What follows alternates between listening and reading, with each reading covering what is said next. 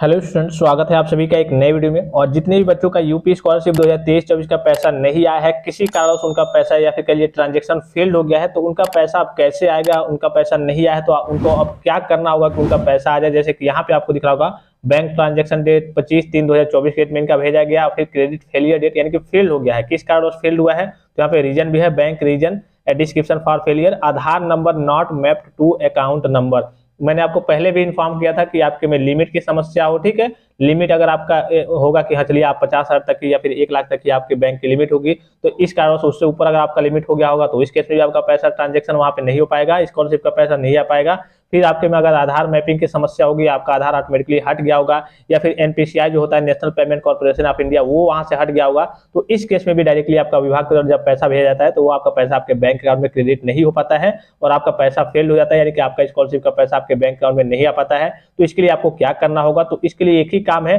कि आप जाकर के बैंक से अपना जो भी एमपीसीआई हो या फिर जो भी मैपिंग की समस्या हो उसको आप कंप्लीट कराइए। उसके बाद से जब आपका जून में पैसा भेजा जाने वाला है, उस बीच जब विभाग के द्वारा पैसा भेजा जाएगा तो अगर आपके भी करिए, क्योंकि ये होता है जब एक बार पैसा भेज दिया जाता है तो बार बार मौका नहीं मिलता है, इसलिए बहुत सारे छात्र ऐसे होते हैं। अब चूंकि उनके फॉर्म में भी गड़बड़ी होती है, वो भी सारी चीजें देखनी है और ये भी सारी चीजें, तो एक बार देख करके आपके फॉर्म को करिए कि आपकी जो भी सारी चीजें क्रियाकलाप होती है उसको साइड में रख देते हैं। तो एक आपको एप्लीकेशन भी लेकर के ले जाकर के DW जहां भी जिस भी डिस्ट्रिक्ट में आपका लिए कि स्कूल होगा, आपका कॉलेज होगा, जहां पढ़ते होंगे, वहां के एक DW यानी कि समाज कल्याण विभाग में जाकर के करिए कि वहां पे आपको एक एप्लीकेशन दे देना है कि हाँ मेरा पेमेंट फेल हो गया है। इसलिए कि बहुत पिछली बार की बात करें तो बहुत सारे बच्चों के सामने इस प्रकार की समस्या आई थी कि चलिए फेल हो गया, और जब फेल हो गया तो बाद में ये पता चला कि उन्होंने एप्लीकेशन दिया, ना ही विभाग ने इन पे सोच विचार किया, ना ही इनका पैसा दोबारा भेजा, ठीक है। तो आप एनपीसीआई से मैप वगैरह करा लेंगे, बैंक से जाकर के सारे काम कंप्लीट करा लेंगे, तो एक एप्लीकेशन आप DW लेवल पे जाकर के एक जमा जरूर कर देंगे कि वहां से आपके फॉर्म को, आपके एप्लीकेशन को देखा जाए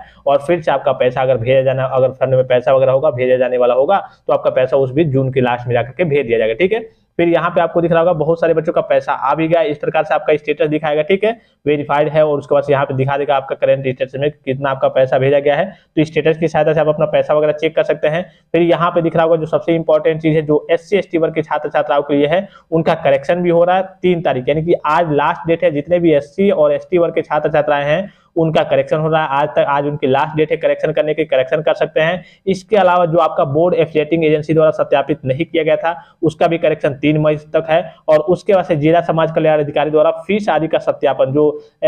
fees master data not found वगैरह की समस्या आ रही थी कि उनका जो कॉलेज लेवल से या फिर यूनिवर्सिटी से फीस वगैरह मैनेज नहीं किया गया था, वहां पे अपडेट नहीं किया गया था, तो उसका भी वेरिफिकेशन यहाँ से 4 मई से लेकर के 7 मई 2024 तक चलेगा। तो ये सारे काम जितना भी आपका ब्लॉक हो, ब्लॉक बाय डायरेक्टरेट हो या फिर पेंडिंग डिस्ट्रिक्ट स्कॉलरशिप कमेटी हो, ये केवल SC/ST वर्ग के छात्र छात्राओं के लिए है। वो एक बार कॉलेज में कांटेक्ट जरूर करेंगे और जिनको करेक्शन कराना होगा करेक्शन कर लेंगे, और उसके बाद से ये आपके वेरिफिकेशन का कार्य विभाग के द्वारा कर दिया जाएगा, आपका फॉर्म वेरीफाइड हो जाएगा। और इसके अलावा जो जनरल OBC माइनॉरिटी के स्टूडेंट्स हैं, मैंने आपको पिछली वीडियो में बताया था, जो जनरल OBC और माइनॉरिटी के स्टूडेंट्स हैं उनके लिए अपडेट तो आई थी, लेकिन अपडेट ये थी कि आपका जैसे इलेक्शन खत्म होगा, आचार संहिता वगैरह खत्म हो जाएगा, उसके बाद से आपके फॉर्म के ऊपर सोच विचार किया जाएगा कि आपके लिए पोर्टल ओपन किया जाए या फिर पोर्टल ओपन नहीं किया जाए, ठीक है। उसके बाद से ही आपके ऊपर, आपके फॉर्म के ऊपर कहिए कि सोच विचार किया जाएगा। तो ये कहिए कि एक तरीके से सभी बच्चों के लिए जो SC/ST वर्ग के छात्र छात्राएं हैं उनके लिए कहिए कि आज अंतिम मौका है 3 तारीख, जिनको करेक्शन करना हो या फिर जो भी काम करना हो या फिर एप्लीकेशन भी आपको देना हो, अगर आपका ब्लॉक हो या फिर जो भी स्थिति हो,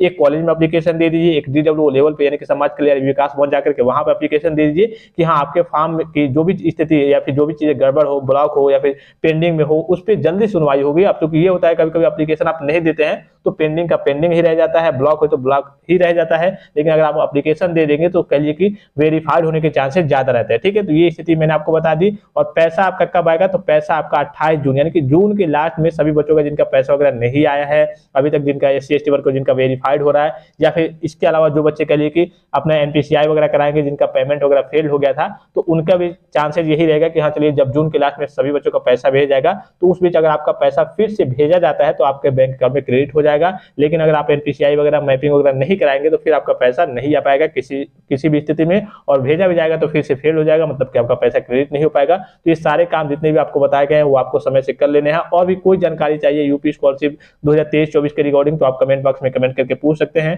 फिलहाल इस वीडियो में इतना ही, इजाजत दीजिए, धन्यवाद, थैंक्स फॉर वॉचिंग, मिलते हैं नेक्स्ट वीडियो में।